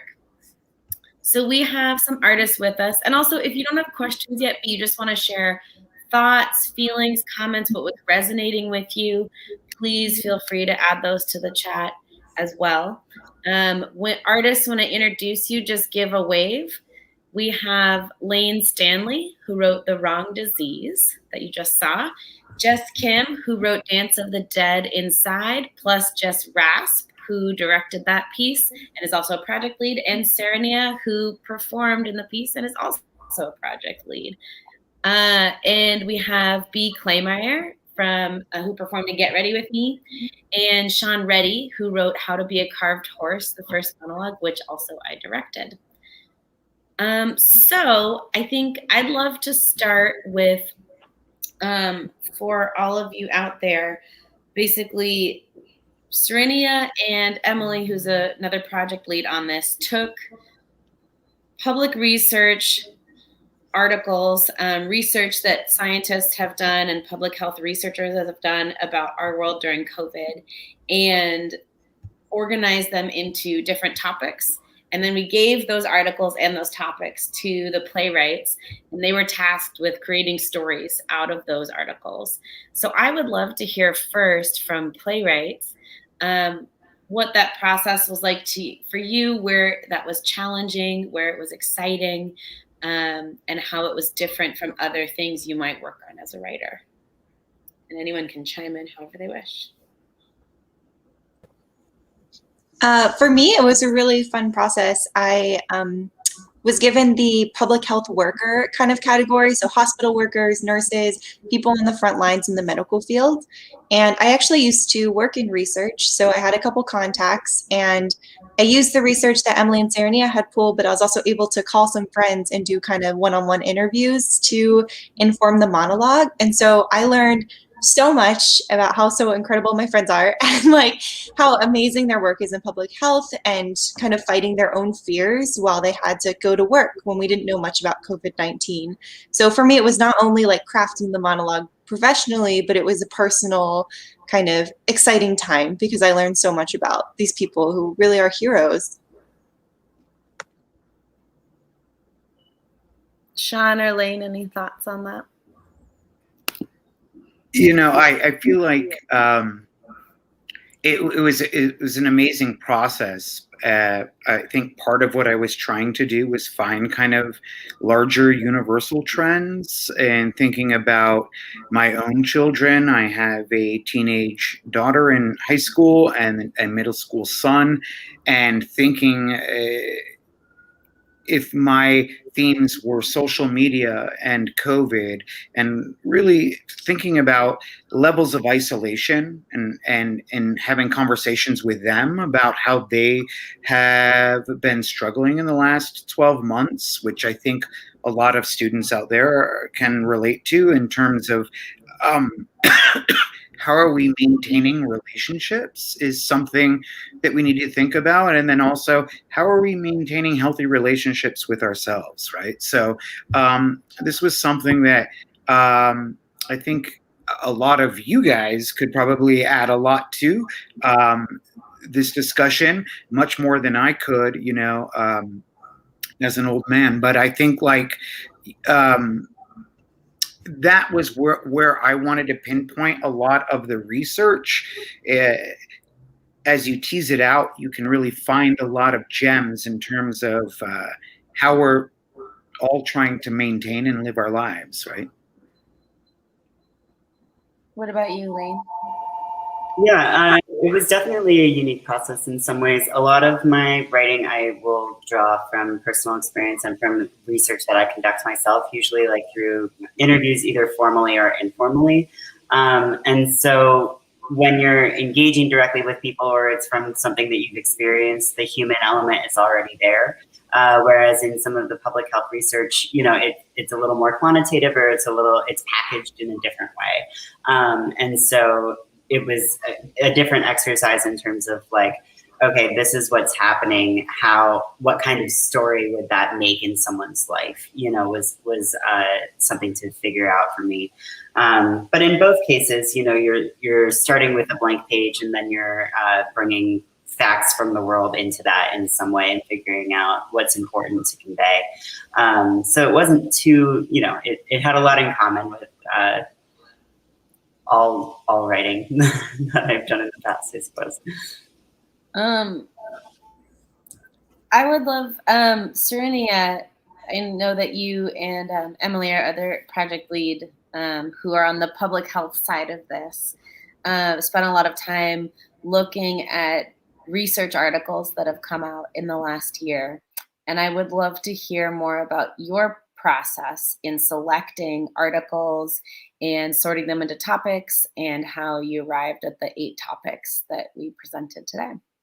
Sure.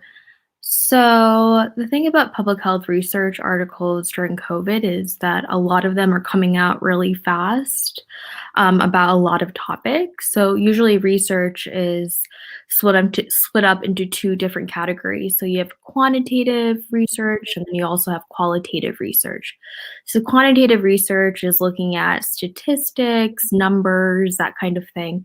But then qualitative research usually has interviews. So when you go talk to someone for an hour or so and try to get major themes and you get quotes. So that was a research that we were looking at for this topic, which would really lend itself well for monologues.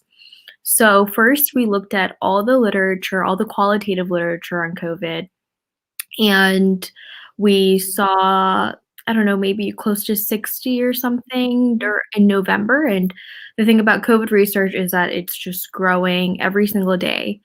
And we narrowed it down based on the topics we found really interesting. But then we also contacted Baltimore City Health Department, and then we also contacted Kansas City Health Department, where Emily is. And we try to see where the topic areas that they thought was interesting from an actual practicing perspective. And that seemed to be mental health was one that actual populations were really struggling with. So we wanted to make sure that all the topic areas covered mental health.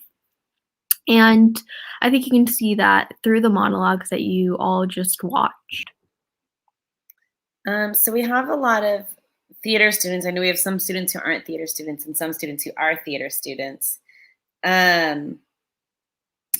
So I would love to ask a theater-related question for folks who performed and directed in these monologues. I know that many of us are more used to working in theater than in film. And I have a question from Julie Lewis at CCBC about acting for the camera versus acting for the stage and what that was like for you during this process. And then we can also talk about what it was like directing for camera versus directing for the stage.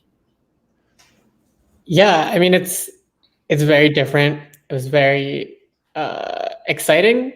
And I think for me, the biggest thing was like, because it's a monologue, you feel very used to like, I have to get through this whole arc of this monologue, and that's like an exhausting thing. But it was more like more stopping and starting and like harder to find really like what the arc of the story was. And so working with the director and the cinematographers to really create that arc together and not just internally was really exciting.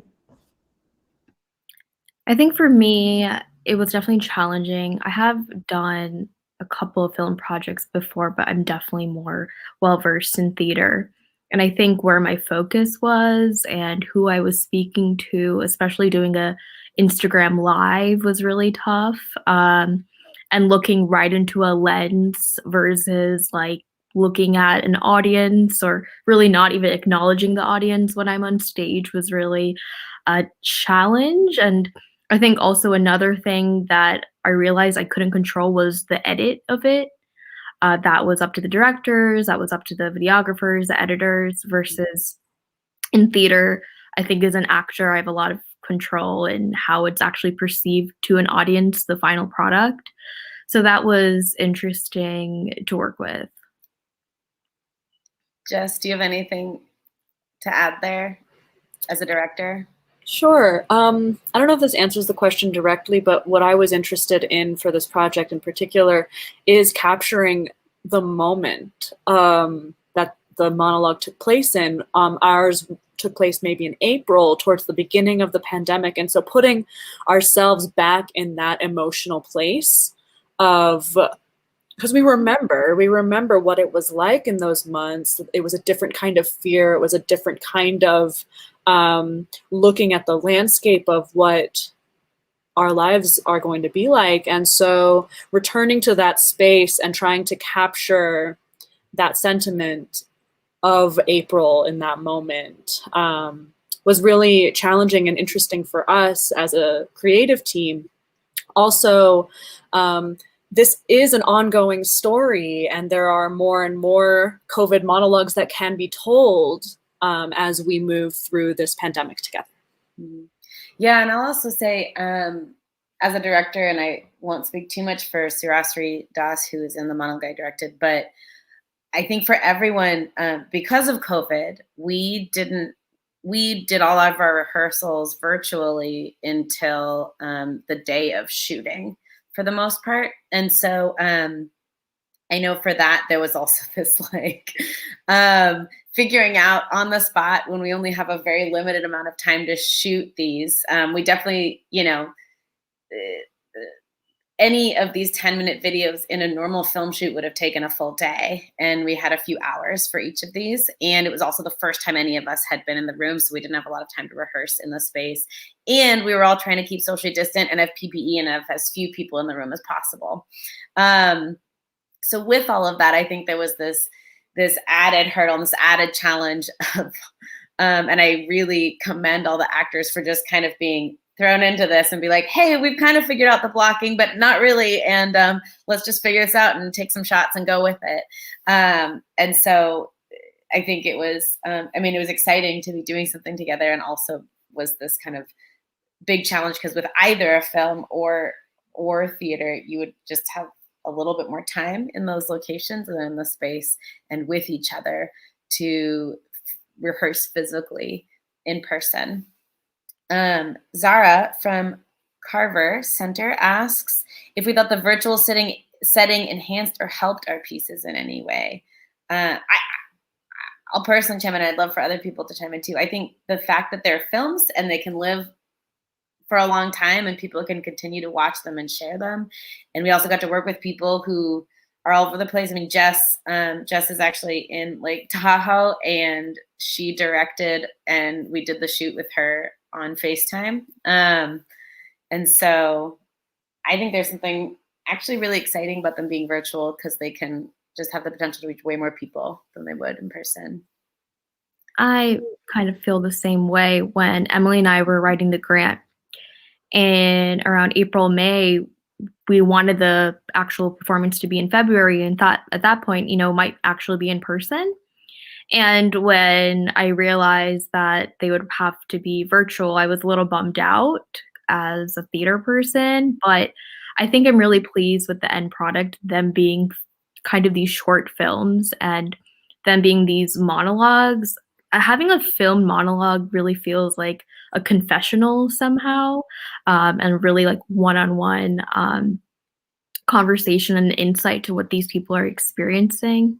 And then also the reach that these monologues are having. I know we have Orthopedic High School in LA, and then we have Carver Center in Baltimore. And one of the larger goals of this project was to really have a conversation about COVID and the public health problems that have resulted from that. And the reach from this project, from working with our playwrights, the directors, has been really national, and even our reach has been international in some ways that I'm not sure it could have been if it wasn't a virtual performance.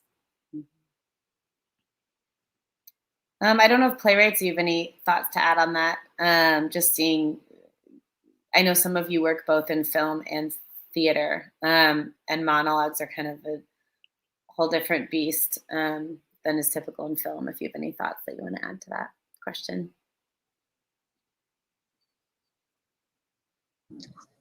Yeah, I work in film and theater, and so coming into the project, they told us that this would be filmed, but it should be kind of structured like a theater monologue. So it's a very unique hybrid, because in film, generally you would never have like a scene on TV more than 3 pages, and especially not one character talking for 3 pages. But in theater, it's totally okay to have a long monologue, especially if it is a monologue series. So for me, when I was structuring it, I wanted, we wanted that theater ambiance, but what would compel a person to talk for like 7 minutes straight? And so for me, it was doing the live show that Sarah Nia did, and also some of the other playwrights chose to do some sort of live streaming event. And so it was kind of leaning into this hybrid model of theater and film. I think we'll take Ashley's question last, and then I want to take Jennifer's question, and then Ashley's will be the last question of our conversation. So Jennifer's question, for actors, do you feel like your personal experiences with COVID-19 enhanced your performances, or did it make it more difficult to distinguish yourself from your character?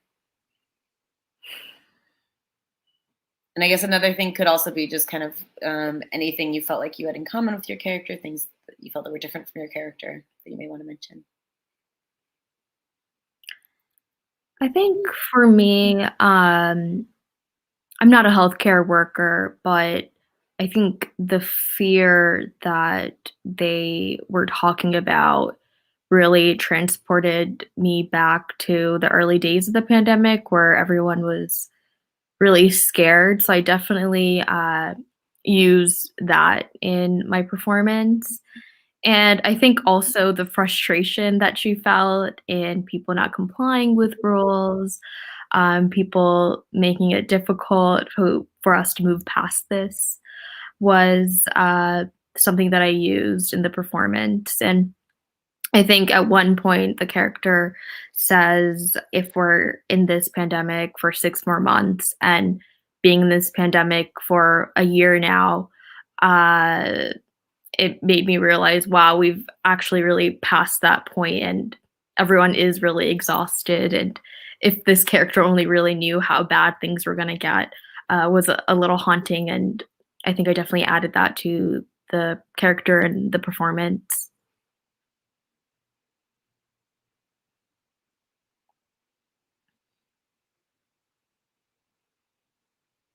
Do you have any thoughts, B, about that question in your personal experience? I know that you played someone kind of a different age group than you are, but Yeah, different age group, but I also think like the internal world of that character is very similar to mine, and like I know that person, and so it wasn't so like it was easy to like really feel personally connected to what was happening. So where do we imagine this project going? What are the next steps? I think for now, we are just continuing to try to share the monologues as much as possible. And also in light of the survey, because we have public health researchers working on this project, they want data and information to share, and looking at the success of this project through that lens as well. And so sharing the monologues, completing the surveys is super helpful to this project, and ability to do similar projects like this in the future. There is this very interesting fusion of science and theater, and science and art that's coming together that that I think we're sharing with both the public health world and the art world, to show how kind of these collaborations can work and what they can look like and what they can do for each other. Serenia or Jess, do you have anything else to add? Yeah, in addition to the impact of this immediate piece, I hope that we inspire people to consider their own story in the context of this pandemic. And especially for you students and teachers, we're wondering if we can put this in your hands and you write your own COVID monologues and consider your experience and sharing that with one another. Yeah, I think also just in the bigger sphere of research-based theater, I wrote my first play based on research when I was a high schooler. So if anyone's really interested in that, I really suggest you kind of look into that as your inspiration if you're a playwright or a performer. And if you'd want more information, feel free to reach out to the COVID Monologues website, where you can contact us and learn more about research-based theater. And we also have a masterclass on our website where we talk more about the methods. So feel free to check that out if you want to learn more about research-based theater as a methodology. And I will say, if you are interested in looking more into the academic research and the public health research about COVID-19, on the website, you can look at all the articles that the playwright sourced material from. And a lot of them, I think, are public access. And so they have, the paywalls are not up right now. Is that right, Serenia? Yeah. So a lot of things that normally, these medical and public health journals that normally you would have to pay for, are free and open, and are open access right now. So you can peruse and read those research articles as you wish. And I know they may seem a little intimidating to read, but now that you've seen these monologues, hopefully you can try to access that research and make more sense of it. Thank you all, students, so much for joining us, and artists who worked on COVID monologues. Thank you all. We really appreciate having you here and having the opportunity to share this with you. So thank you so much. Have a good day.